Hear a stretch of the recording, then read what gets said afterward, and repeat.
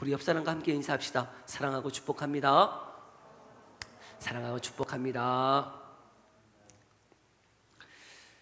여러분, 누가복음 우리가 계속 주일 말씀 시간에 우리가 살펴보고 있는데요, 누가복음의 저자 누가는요, 누가복음만 기록한 것이 아니에요. 무엇도 기록했죠? 사도행전이에요. 사도행전은 다른 별명이 붙여져 있어요. 뭐라고 또 불려지냐면 성령행전이다 불려져요.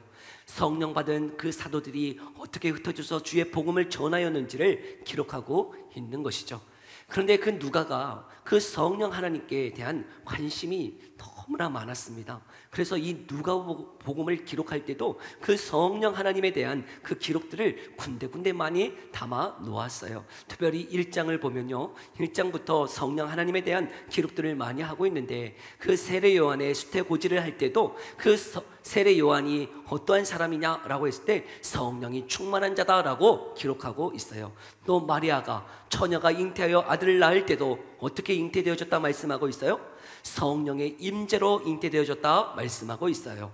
또한 그 세례 요한의 아버지 사가랴가 10개월 동안 입이 닫혔는데 세례 요한이 태어나고 나서 그 입이 열렸을 때도 무엇합니까? 성령의 충만함을 받아 예언하였다, 찬양하였다 말씀하고 있어요. 그것뿐만이 아니에요. 예수님이 그 공생애를 시작하실 때 세례 받을 때도 어떠한 일이 있었어요? 성령이 비두같이 임하였어요. 그리고 4장 1절에도 그가 성령의 충만함을 받았다 말씀하고 있고, 광야로 나아가 40일을 금식할 때도 성령의 이끌리심을 받았다라고 말씀하고 있어요. 그리고 오늘 우리가 읽은 이 본문 14절을 시작하면서도 뭐라고 말씀하고 있냐면, 예수께서 성령의 능력으로 갈릴리에 돌아가셨다 말씀하고 있어요. 여러분, 누가는요, 이 성령에 대한 특별한 많은 관심을 가지고 있어요. 여러분, 우리가 성령 받았습니까? 여러분들은 성령 받으셨습니까? 어떠하세요? 성령에 대한 큰 주목을 하고 있는 이 누가가 우리에게 말씀하고 있는 거예요. 저와 여러분이 성령 받으셨어요? 왜 확신에 차서 아멘 할 수 없나요? 성령 받으셨습니까? 라고 하는 그 말에 우리가 왜 확신에 차서 아멘이라고 말할 수 없을까요? 왜 이렇게 주저할까요? 왜 확신에 차지 않을까요? 우리의 마음 가운데 성령 받으면 어떠해야 된다라고 하는 생각이 있을까요? 방언하고 은사가 나타나고 능력이 드러나야 성령 받은 것 아닌가? 라고 하는 오해를 하는 경우가 많이 있더라는 거예요. 그러나 여러분, 꼭 성령 받는다 그래서 여러분 방언하고 은사가 나타나고 신비한 체험이 있는 것은 아니에요. 여러분, 성령의 주된 사역은 은사가 아니라, 여러분, 성령을 저와 여러분들에게 부어주셔서 하시고자 하는 것은 예수 그리스도를 믿도록 하셨다는 것이에요. 그래서 고린도전서 12장 3절에 성령이 아니하고는 예수를 주시라 할 수 없다 말씀하고 있어요. 요한복음 3장 5절에도 물과 성령으로 거듭나지 아니하면 하나님 나라에 들어갈 수 없다 말씀하고 있어요. 우리 한 말씀만 한번 읽어볼까요? 고린도전서 2장 4절 5절이에요. 함께 읽어봅시다. 시작. 내 말과 내 전도함이 설득력 있는 지혜의 말로 하지 아니하고 다만 성령의 나타나심과 능력으로 하여 너희 믿음이 사람의 지혜에 있지 아니하고 다만 하나님의 능력에 있게 하려 하였노라. 아멘. 여러분, 우리의 믿음조차도 내 누군가의 설득력에 의해서 내가 납득이 되어서 내 지혜로 믿는 것이 아니라는 것이에요. 여러분, 우리가 예수님을 믿는 것조차도 누구의 능력이에요? 성령의 능력이라는 거예요. 그러니 저와 여러분이 내가 예수님을 정말 나의 주, 나의 하나님이라고 믿는다면 어떤 증거라는 거예요? 내 안에 성령이 임재하셨다라고 하는 증거라는 것이죠. 아멘이에요? 여러분, 우리가 성령이 아니시고는 예수를 주라고 나의 하나님이라고 고백할 수 없어요.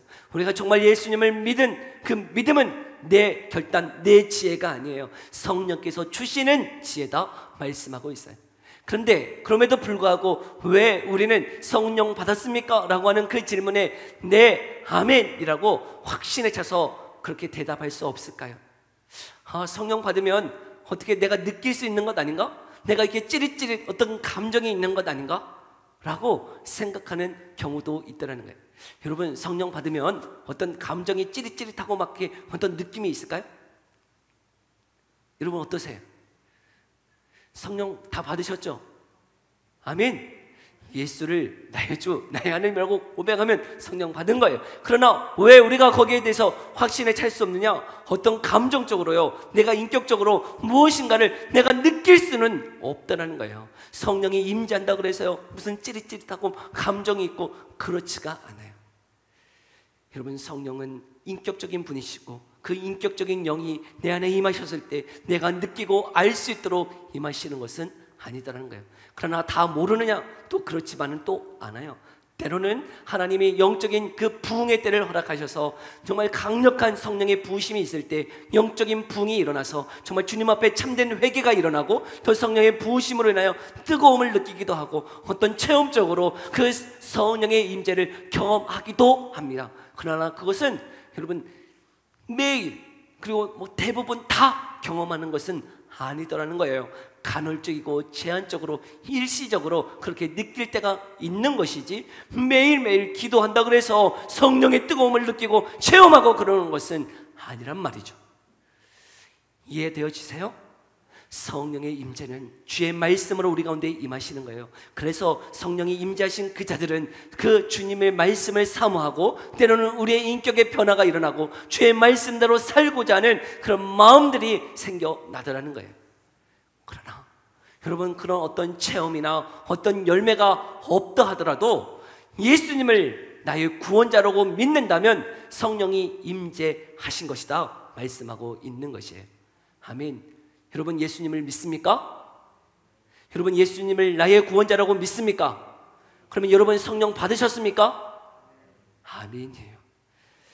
그러면 중요한 것이 있죠. 그러면 왜 성령을 주실까요? 여러분, 왜 우리에게 그 성령을 주시는가 하는 것이죠. 오늘 본문을 통해서 그 예수 그리스도께서도 그 공생애를 시작하시면서 성령과 함께 동행하고 계시는데 우리에게도 왜 성령 주셔서 성령과 함께 살아가도록 하시는가? 오늘 본문의 말씀을 통해서 한번 우리가 나누고자 해요. 오늘 본문 14절 다시 한번 읽어볼까요? 뭐라고 말씀하고 있는지 14절 함께 읽어봅시다. 시작. 예수께서 성령의 능력으로 갈릴리에 돌아가시니 그 소문이 사방에 퍼졌고. 그런데 예수님이 지금 우리가 저번 주에 살펴보았지만 광야에서 40일 동안 금식하시고 마귀에게 시험 당하신 이후에 오늘 14절 갈릴리로 돌아가셨을 때 소문이 사방에 퍼졌다 말씀하고 있어요. 도대체 이 말씀이 무슨 의미일까? 그런데 거기에는 광야에서 갈릴리로 돌아가시기까지 시간적인 간극이 있어요. 약 6개월의 시간의 간극이 있는데요, 병행 구절인 요한복음을 보면 예수님이 시험 받으시고 난 다음에 바로 갈릴리로 가신 게 아니고요, 어떤 일이 있었냐면 가나의 혼인잔치가 있었어요. 가나의 혼인잔치 무슨 일이 있었죠? 물이 변하여 포도주 되게 하신 사건이었어요. 그뿐만이 아니에요. 마태복음에 보면 이렇게 말씀하고 있어요. 한번 볼까요? 마태복음 24장 23절 24절이에요. 함께 읽어봅시다. 시작. 온 갈릴리에 두루 다니사 그들의 회당에서 가르치시며 천국 복음을 전파하시며 백성 중에 모든 병과 모든 약한 것을 고치시니 그의 소문이 온 수레아에 퍼진지라. 사람들이 모든 앓는 자 곧 병에 걸려서 고통당하는 자 귀신 들린 자 간질하는 자 중풍병자들을 데려오니 그들을 고치시더라. 아멘. 예수님이 천국 복음을 전파하실 뿐만 아니라 그 사람들 병든 자를 고치시는 사역도 하고 계셨다는 것이죠. 병든 자, 귀신 들린 자 예수님이 다 치유하시며 고치는 사역을 하고 있었기 때문에 무엇이 퍼진 거예요? 그에 대한 소문이 퍼지고 있었던 거예요. 그리고 오늘 본문 15절에 보면 그 일로 말미암아 많은 사람들이 예수님을 어떻게 하고 있어요? 칭송하고 있었다 말씀하고 있는 것이죠. 예수님이 병든 자를 고친대, 야 물이 변하여 포도주 되었대, 야 귀신을 내어 쫓는데, 야 기적을 행하신대 라고 하는 소문이 온 갈릴리 사방으로 퍼졌다는 것이에요. 그런데 오늘 본문 16절에 이제는 그 예수님이 갈릴리 지역 중에서도 예수님이 자라나신 곳, 예수님의 고향이라고 할 수 있는 나사렛으로 가셨어요. 그 나사렛으로 가셔서 무엇 하시냐면 회당으로 들어가 그곳에서 말씀을 전하고 계십니다. 여러분, 회당이라고 하는 곳은 어떠한 곳이냐면 그 유대인들이 그 바벨론의 구약의 바벨론의 폴로로 붙잡혀 갔을 때 회당, 성전은 다 회파되었고 파괴되어졌고 회당을 만들어서 그 회당에서 주의 말씀을 강론하고 또한 기도하고 그다음 그들이 모여서 마을의 모든 이야기들을 회의하는 곳이 바로 회당이었어요. 그래서 지금 갈릴리 지역에도 그리고 나사렛도 회당이 있어서 그곳에서 말씀을 가르치고 기도하고 하는 일들을 행했던 곳이 바로 회당이었어요. 근데 예수님이 그 회당에서 막 말씀을 강론할 때 나사렛에 있는 많은 사람들이 예수님을 보려고 막 모여들었다는 것이죠. 예수님 보고 싶지 않았겠어요? 기적이, 지금 그 당대 최고의 유명한 사람이 그 나사렛 회당에 와서 말씀을 전하는데 모든 사람들이 그 예수님을 보려고 막 모여들었다는 것이죠. 제가 어렸을 때, 제가 중학생일 때, 초등학생일 때 저희 전주에서 가장 유명한 사람 정동영 국회의원이었어요. 저에게는요 그 당시에 전주에서 가장 유명한 사람 정동영 국회의원, 그분이 이렇게 뉴스 앵커였기도 했고 그때 그 당시에 이제 국회의원으로 출마할 때였던 것 같아요. 전 국회의원이 뭔지도 몰랐어요. 그런데요 정동영 그분은 누군 줄 알았어. 근데 그분이요 우리 동네에 와서 연설한다는 거예요. 욕하는 거 아니에요? 그분이요 막 국회의원으로 막 와가지고 그 무슨 놀이터에 와가지고 막 연설하는 거예요. 국회의원 출마했다고. 근데 너무나 신기했어요. 제가 TV에서만 보았던 그 사람, 그 국회의원 정동영이 거기서 막 얘기한다고 하니까 막 달려가서 막 보고 싶더라고요. 근데 너무 어려서 그 틈 사이로 들어가지는 못했어요. 사람들이 너무 많아. 정동영 그 한 사람 보려고. 아마도요 지금 예수님을 보려고 그 수많은 사람들이 그렇게 몰려들었을 거예요. 기적을 행한단다. 야 귀신을 내어쫓는데, 병든 자를 고친대, 야 물을 포도주 변하게 했대. 그 예수님 보려고 모여들었어요. 근데 그 예수님이 기적은 행하지 아니하시고 회당에서 무엇하고 계세요? 말씀을 강론하고 계세요. 근데 그 말씀, 읽은 말씀이 18절 19절의 말씀이었어요. 구약의 이사야 61장의 말씀이었는데요, 한번 읽어볼까요? 뭐라고 말씀하시는지 함께 읽어봅시다. 시작.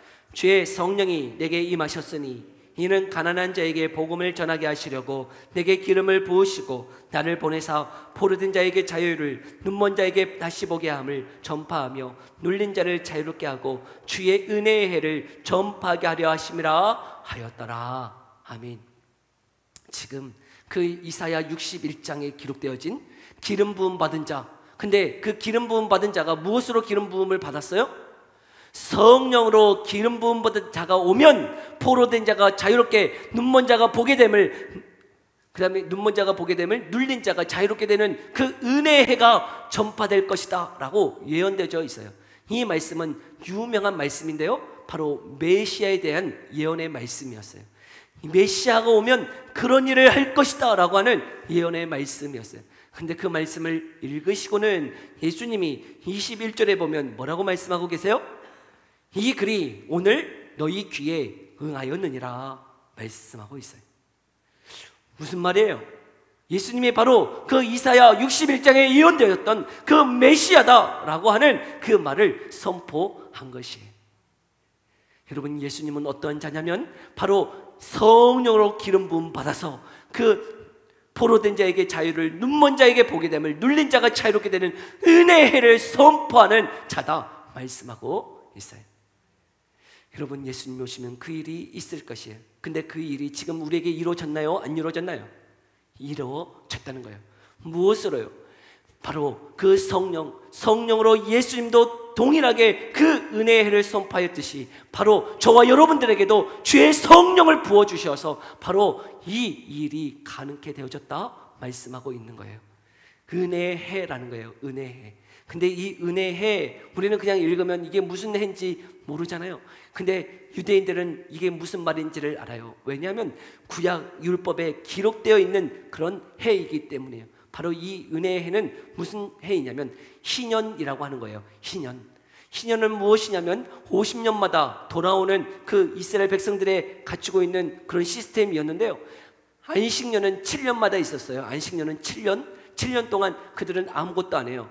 6년째까지 일하고요, 7년째는 안식했어요. 근데 그 안식년이 7번이 지나고 다음에 그리고 50년이 되는 때는 그들에게는 희년이었는데, 그 희년 때는 어떤 일이 벌어지냐면 모든 저당 잡혔던 땅이 다시금 돌아오고, 또한 내가 뭐 돈을 빌려가지고 빚이 있으면 빚이 탕감되어지고, 또한 빚 때문에 내가 종이 되었다면 그 종도 다 자유케 되어지는 일이 그 희년에 있을 것이다 말씀하고 있었어요. 그 해가, 희년이 그들에게는 은혜의 해요, 기쁨의 해였다는 것이죠. 아멘. 여러분, 그것이 지금도 있으면 얼마나 좋겠어요. 우리나라도 이 희년 제도가 있다면 50년마다 뭐 빚진 자들 다 탕감해주고 땅 저당 잡힌 거 다 되돌려주고, 여러분 그 희년이 지금도 있다면 얼마나 좋겠어요. 그런데 그 희년이요, 그 희년이 영적인 그 예수 그리스도를 통해서 저와 여러분에게 성령을 부어주셔서 그 영적인 희년이 우리에게 이루어졌다 말씀하고 계시다는 거예요. 죄의 성령을 주셔서요, 죄에 사로잡혀서 포로된 저와 여러분들에게, 또한 이 세상의 성공과 물질에 눌린 자들에게, 이 세상의 비참함으로 살아가는 저와 여러분들에게 그 성령을 주셔서 그 모든 포로와 눌린 자와 눈먼 자들에게 그 자유롭고 모든 것이 자유롭게 되어지는 그 희년이 우리에게 임하여졌다라고 선포하고 있다는 것이죠. 이것이 바로 저와 여러분들에게 성령을 주신 목적이기도 해요. 여러분, 저와 여러분이 어떻게 이 죄로 비롯된 이 인생의 비참함으로부터, 그리고 이 세상의 물질과 성공과 이 모든 질병으로부터 자유함을 얻을 수 있느냐? 바로 주의 성령을 주셔서 이 모든 세상의 죄로부터 우리가 자유함을 받을 수 있다라고 예수님께서 말씀하고 있는 것이에요. 여러분, 그 성령이 우리에게 부어졌음을 말씀하고 있습니다. 여러분, 우리의 눈먼 것들이 부여지는 은혜가 있었으면 좋겠어요. 이 땅이 영원할 것처럼 살아가는 인생이 아니라 그 영원한 하나님의 나라를 바라볼 수 있는 그 믿음의 눈들이 열려지기를 소망해요. 여러분, 하나님 나라를 소망하고 그 하나님을 바라보는 자들은 이 썩어 없었을 것을 위해서 내 생명을 바쳐서 살아가지는 않아요. 이것이 필요 없다는 소리가 아니고, 이것 앞에서 눌려지지 않아요. 갇혀지지 않아요. 여러분, 그 영원한 하나님의 나라의 소망을 두기에요, 때로는 자유함이 있어요. 없어도 자유함이 있어요. 여러분, 정말 실패해도 눌리지 않아요. 소망이 있어요. 주님을 바라보기에, 그 나와 함께 하시는 그 하나님이 어떤 분이신지를 알기에 여러분, 그때 참 자유가 있다는 거죠. 그것이 무엇을 통해서 우리에게 주어지느냐? 바로 성령을 통해서 주어진다 말씀하고 있어요. 여러분, 그 성령이 저와 여러분 가운데 임하여지기를 간절히 소망합니다. 두 번째, 그 말씀을 들었을 때 사람들이 어떻게 하고 있나요? 22절 한번 볼까요? 22절 함께 읽어봅시다. 시작. 그들이 나와 그를 증언하고 그 입으로 나오는 바 은혜로 말을 놀랍게 여기 이르되 이 사람이 요셉의 아들이 아니냐. 아니, 지금 저렇게 자기가 메시아라고 하고 그 일이 지금 성취되었다고 하는데, 내가 저 예수가 누군지를 아는데 도대체 그 말이 무슨 말이냐? 저 사람은 요셉의 아들이 아니냐? 목수의 아들 아니냐? 없는 자의 아들 아니냐? 그런데 무슨 이 일이 있다고 말하냐? 그가 메시아라고 말하느냐? 라고 막 얘기하더라는 거예요. 그러면서 23절 예수님도 이렇게 말씀하시죠. 그들의 마음을 알았어요. 그들의 그 말의 뜻을 알았어요. 그래서 23절 이렇게 말씀하시는 거예요. 함께 읽어봅시다. 시작. 예수께서 그들에게 이르시되 너희가 반드시 의사야 너 자신을 고치라 하는 속담을 인용하여 내게 말하기를 우리가 들은 바 가버나움에서 행한 일을 이 고향 여기서도 행하라 하리라. 의사야 너 자신을 고치라 하는 속담, 이 속담의 의미는 뭐냐면, 야, 네가 의사라면 너나 잘 고쳐라, 너 자신이나 잘하세요 라고 하는 의미인 거죠. 이 의미는 지금 그 목수의 아들이라고 말하는, 요셉의 아들이라고 말하는 네가 지금 메시아라고 말하는데, 야, 네가 정말 메시아라면 그 갈릴리에서 기적을 행했다면서, 병을 고쳐봤다면서, 야, 물을 포도주 바꾸어 봤다면서, 야, 여기서도 한번 해봐, 야, 지금 여기서 증명해봐 라고 사람들이 막 이야기하고 있다는, 지금 여기서 기적을 행해보라고, 그러면 내가 믿겠노라고. 야, 네가 지금 의사라면서 한번 고쳐보라는 거예요. 너 자신을 고쳐봐, 증명해봐 라고 지금 이야기하고 있는 것이죠. 그런데 예수님이 기적을 행하세요? 안 행하세요? 안 행하세요. 저 같으면 기적을 행할 것 같아요. 그렇게 말하는 그 사람의 입을 예수 이름으로 명하노니 그 입이 막아져라 그러면 막 입이 팍 막아져, 꿀 엎드려져라 그러면 막 꿀 엎드려지고 막 막 기적을 행할 텐데 예수님이 그런 기적을 행하시지 않으세요? 막 입이 막아져라 그러면 입 막아지고, 나병이 되어라 그러면 막 나병이 막 나타나고, 막 그래서 막 그들이 두려워하면서 예수님 잘못했어요 살려주세요. 그러면 그래, 잘못한 거 알겠지? 이제 알겠지? 고쳐져라. 딱 그러면, 여러분, 그러면 그 사람이 믿겠어요, 안 믿겠어요? 믿어야 합니다. 두려워하면서 막 예수님 믿지 않겠어요? 그런데 그렇게 기적을 행하시지는 않으세요. 다른 데서는 막 기적을 다 행하시는데 왜 기적을 행하시지 않는가? 그들의 기적을 바라고 있어요. 여기서도 한번 해보라고. 여기서도 네가 목수의 아들이고 그 요셉의 아들인데 네가 메시아라면서, 그러면 그 메시아임을 한번 증명해 봐라 라고 하는데 왜 행하시지 않느냔 말이에요. 다른 데서 다 행하면서 왜 이렇게 왜 바보처럼 기적을 행하시지 않으면서 이렇게 있을까? 저는 이 말씀을 읽으면서요, 제가 수요 예배 가운데 계속 말씀을 전하고 있는 그 열왕기상 말씀이 떠올렸어요. 여러분, 이 열왕기상 지금 18장 19장 이렇게 살펴보고 있는데요, 그때는 어떤 시대냐면 북이스라엘이 그 가장 악한 왕 아방 시대에 하나님이 누구를 보내시냐면 엘리야를 보내세요. 엘리야. 그 엘리야를 통해서요, 이제 갈멜산, 이 열왕기상 18장에 보면 갈멜산에서 그 바알 선지자와 아세라 선지자와 대결을 해요. 어떤 대결을 하냐면, 야, 기도해서 참 신이면 불이 떨어져서 응답하는 신이 참 하나님이다. 그러니 바알과 아세라 신도 그래 맞다, 불로 응답하는 신이 참 하나님 맞다 하면서 대결을 하죠. 근데 누가 이겨요? 막 바알과 아세라 신이 막 밤새 막 몸을 상해가면서 기도했지만 응답하시지 않았지만, 엘리야가 기도하니까 어떻게 되어졌어요? 불이 팍 떨어졌어요. 사람들이 얼마나 두려웠을까요? 불이 뽕 떨어졌으니 사람들이 놀라했을까요? 근데 불만 떨어진 게 아니에요. 또 뭐 했어요? 3년 6개월 동안 비가 내리지 않았는데 엘리야가 또 기도했어요. 기도하니 어떤 일이 벌어졌어요? 3년 6개월 동안 비가 오지 않았던 그때에 비가 내려지는 역사까지 있었어요. 불이 떨어졌어요. 비가 내려졌어요. 그러면 어떠해야 정상입니까? 북이스라엘 사람들이 바알과 아세라를 섬기고 있는 그 북이스라엘 사람들이 그 불이 떨어지고 물이 내리는, 비가 내리는 그 일을 통해서 하나님을 믿어야 되는 건 아닌가요? 하나님이 참 하나님이다 하면서 돌아와야 되는 것 아닌가요? 그러나 누구도 돌아오지 않았어요. 누구도요, 그 기적을 보고 그 하나님을 믿지 않았단 말이에요. 저와 여러분들은 기적을 보면 막 하나님 믿을 것 같고 예수 믿을 것 같지만요, 잠시 잠깐은 믿을 수 있어요. 근데요, 또 시험이 오고 또 어려움이 어떻게 될까요? 그 기적은 그때는 그냥 우연히 한다 보다, 지금 또 힘들고 어려우면요, 또 변질되는 것이 우리의 심령이에요. 우리의 마음은 기적 때문에, 그 놀라운 변화 때문에 여러분, 우리가 예수님을 믿고 받아들일 수 있는 것이 아니라는 것을 하나님은 말씀하고 계시더라고요. 예수님은 우리의 심령을 아세요. 우리의 마음을 아세요. 여러분은 어떻게, 하나님이 어떻게 해주시면 정말 믿으실 것 같아요? 여러분, 어떻게 해주시면, 어떤 기적을 보여주시면 여러분 믿으실 것 같아요? 저는 로또 100억만 받으면 전 정말 믿을 것 같아요. 저는 로또 100억만 되면요, 정말 하늘 막 확실히 찾아서 저는 증거하고 다닐 것 같아요. 여러분은 무슨 증거가 있으면 믿으실래요? 그 기적이 있으면 정말 믿어질까요? 정말 기적이 일어나면 믿어질까요?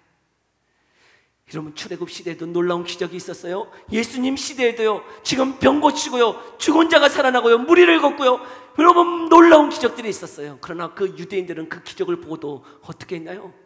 예수님을 잡아 죽였어요. 기적이 믿음을 만들어내는 건 아니에요. 정말 참된 기적은 무엇이냐면요, 저와 여러분이 예수님을 믿는다는 것이 기적이에요. 여러분, 성령을 통해서요, 우리가 예수님 보지도 않았고요, 그 예수님 2000년 전에 나와는 아무런 상관이 없는 그 예루살렘에 있는 그 사람인데, 여러분, 그 예수님을 믿는다는 것이 기적 아닌가요? 보지도 않았고 기적도 없었지만, 아무것도 가진 것 없지만요, 그 예수님을 믿는다는 것이 기적이에요. 여러분, 그 기적이 일어나는 이유는 무엇이냐면 주의 성령을 주셔서, 여러분, 주의 성령을 주셔서 제가 예수 믿게 해 주셨다는 것이에요. 제가 여러 번 저의 간증을 했지만, 여러분, 저는 어렸을 때부터 모태신앙이었고, 그래서 총신대 갔어요. 신학과 가가지고 목회자 되고자 했어요. 근데 여러 번 얘기했지만 그 신학교 가가지고 저는 예수님 부인했어요. 마치 베드로처럼, 마치 이 제자들처럼. 제 아내도요, 제 삶 가운데 어렸을 때요, 주님 만난 여러 가지 기적들이 있었어요. 그러나 그 신학교 가가지고요, 예수님이 안 믿어졌어요. 기적들, 그 체험들이 있었지만 그것이요 내 신앙을 보장하는 것은 아니었어요. 왜냐하면 내가 하나님 본 적은 없거든요.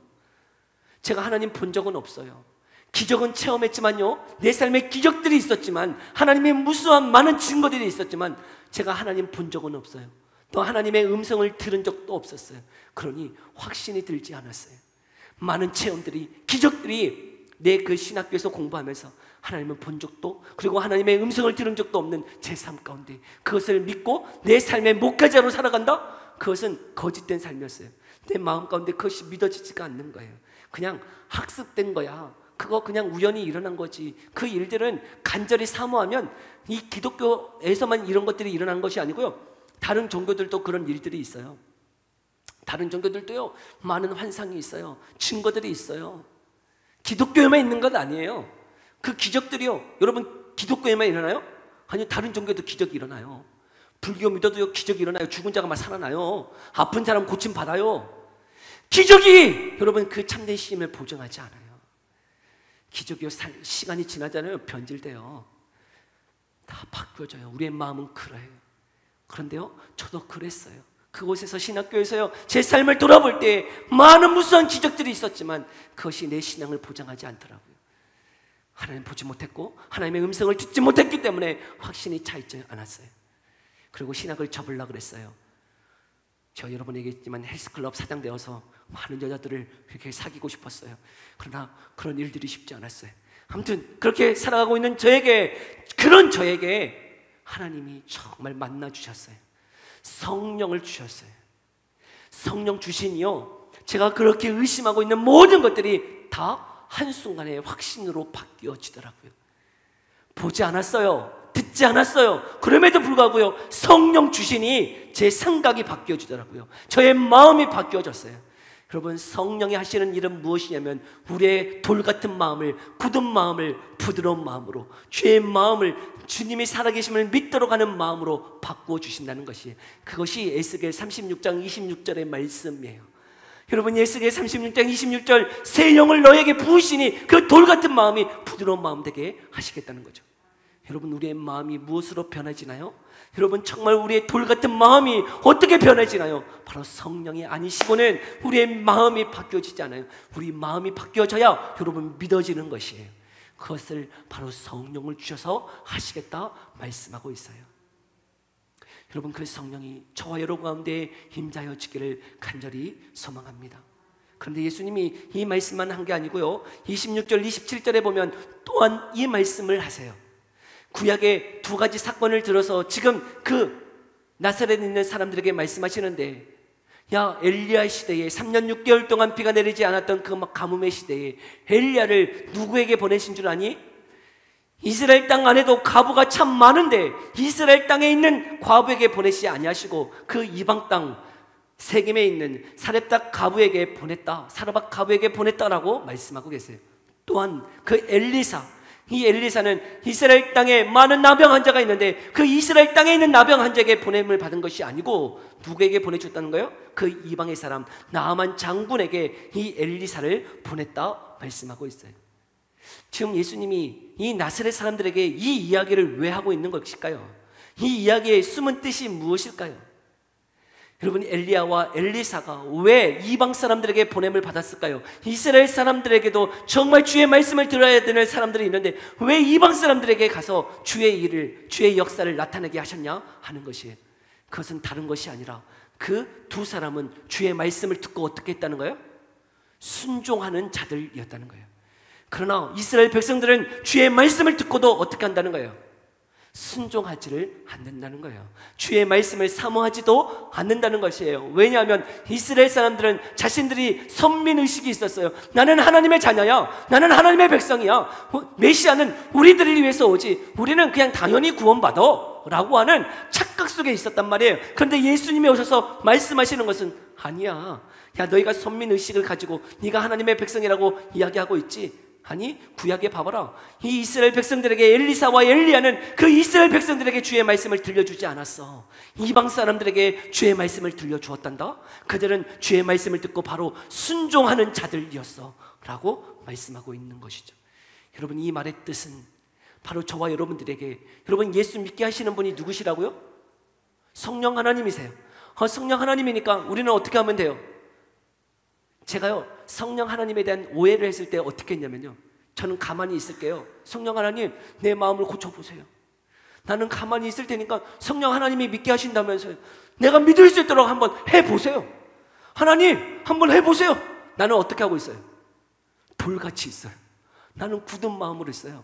나는요, 하나님을 거부하면서요, 하나님 한번 해보시라고, 하나님이면 한번 해보시라고, 뭐 돌 같은 마음을 바꾸신다면서, 하나님 믿게 하신다면서, 그러면 하나님 한번 해보세요. 하나님 해보세요. 막 그러면서 막 고개를 쳐들면서요, 막 주님 앞에 삿대질하면서 막 얘기했어요. 여러분, 그런 자에게 주의 은혜가 임할까요?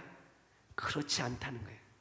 분명히 성령께서 우리의 마음을 바꾸세요. 성령이 믿게 하세요. 그런데 어떤 자에게 그런 성령이 임한다는 거예요? 사모하는 자들에게, 여러분 순종하는 자들에게 주의 성령이 이 마음을 말씀하고 계시다는 거예요. 분명히 성령께서 하세요. 성령께서 바꾸세요. 성령께서 우리의 돌 같은 마음을 변화시키세요. 그런데 여러분, 우리의 자세 또한 어떠해야 하더라는 거예요? 주님을 사모해야 하는 거예요.